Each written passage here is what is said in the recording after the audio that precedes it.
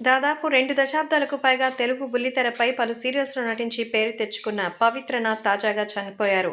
అయితే ఆయన ఎలా చనిపోయారు, ఏంటన్న విషయాలు ఇంకా తెలియలేదు. తోటి నటుడైన ఇంద్రనీల్ వర్మ సోషల్ మీడియాలో ఈ విషయాన్ని తెలియజేస్తూ తనకి సంతాపాన్ని వ్యక్తం చేస్తూ కుటుంబానికి ప్రగాఢ సానుభూతిని వ్యక్తం చేశారు. తాజాగా ఇంద్రనీల్ వర్మ తన ఇన్‌స్టాగ్రామ్‌లో పవిత్రనాథ్ ఈ బాధని ఎలా చెప్పాలో అర్థం కావడం లేదు. మా జీవితంలో నువ్వు చాలా ముఖ్యమైన వ్యక్తివి.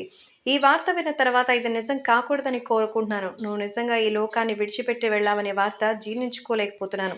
ఆఖరి చూపు కూడా చూసుకోలేకపోయాం. గుడ్ బై చెప్పలేకపోయాం. మిస్ అవుతున్నాం. నీ ఆత్మకు శాంతి చేకూరాలి.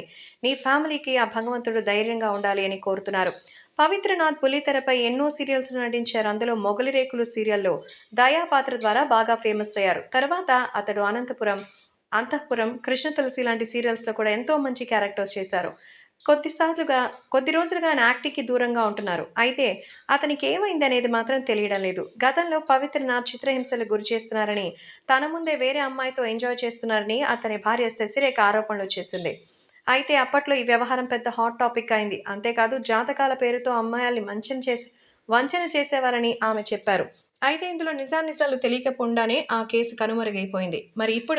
మరి చక్రవాకం సీరియల్‌లో అంతేకాకుండా ఇంకా 'మొగలి రేకులు' లాంటి పలు సీరియల్స్‌లో నటించి ఎంతో ఫేమస్ అయినటువంటి దయ లేరని తెలిసి అభిమానులు కూడా ఎంతగానో ఆవేదన వ్యక్తం చేస్తూ అసలు ఏమైంది అంటూ అడుగుతున్నారు.